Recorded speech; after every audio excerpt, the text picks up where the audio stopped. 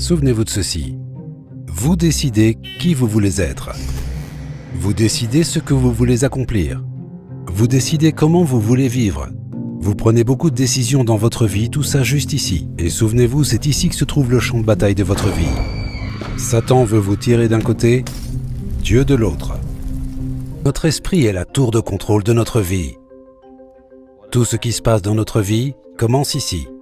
Toutes nos décisions sont prises là. Et la vérité, c'est que ce que nous sommes aujourd'hui est le résultat de ce à quoi nous avons pensé toutes ces années. La Bible dit « Comme un homme pense dans son cœur, ainsi est-il ».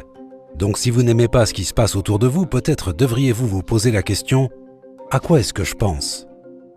Qu'est-ce que je pense de moi ? Qu'est-ce que je pense des autres ?» Car ce à quoi nous pensons est vraiment ce qui nous contrôle. Par exemple, notre relation à Dieu, notre relation aux autres, notre sens de direction dans la vie, tout ce que nous accomplissons, nos échecs dans la vie, tout cela est le résultat de notre façon de penser.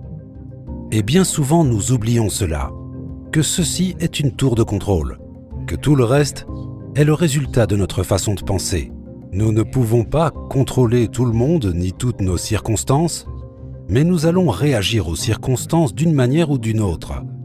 Et donc, quand je pense à comment cela nous affecte, je pense au fait que beaucoup de gens sont là où ils sont à cause de mauvaises pensées.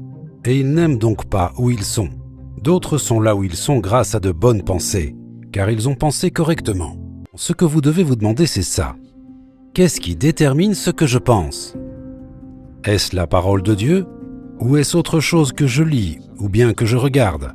Et je pense à combien de personnes s'assoient et ouvrent leur esprit à un programme télévisé ou aux actualités ou à peu importe ce que c'est, sans se rendre compte qu'elles sont assises là en train d'être reprogrammées pour penser d'une certaine manière.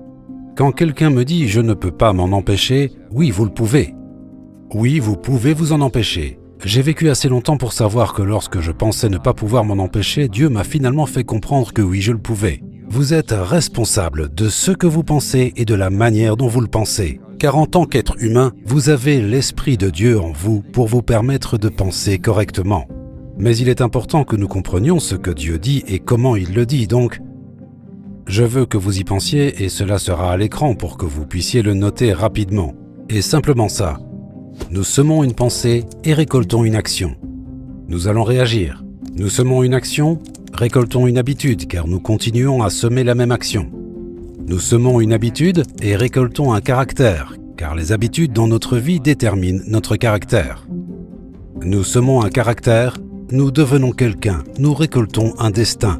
C'est ce que nous sommes et c'est notre avenir. Et souvenez-vous de cette idée. Des pensées invisibles produisent des conséquences visibles. Des pensées invisibles produisent des conséquences visibles dans notre vie. En d'autres termes, quoi que nous pensions, personne d'autre au monde ne sait exactement à quoi nous pensons. Mais votre façon de penser sera visible à un moment ou à un autre.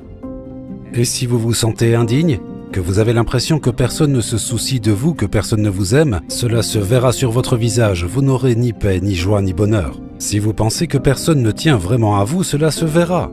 Cela fera partie de votre vie, mais cela vient de votre façon de penser.